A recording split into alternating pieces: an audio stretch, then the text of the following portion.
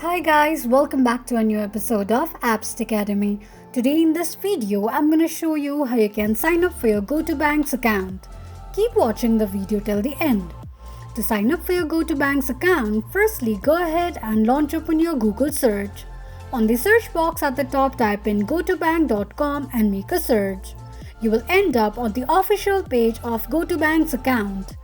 Tap on Open an Account option at the top right corner of the page. On the next page, verify yourself and tap on Get Started. Enter your email address and click on Continue.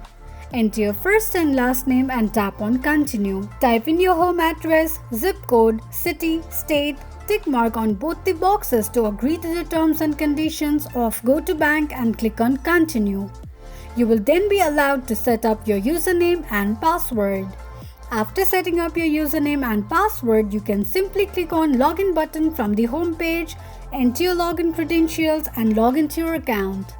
This is how you can sign up for your Go2bank's account quickly and easily just in few steps. If you have any thoughts or queries, let us know in the comments section. Don't forget to subscribe to our channel. Also, press the notification bell icon so that YouTube will notify you whenever we post a new video. I hope this video was helpful to you. Thank you so much for watching.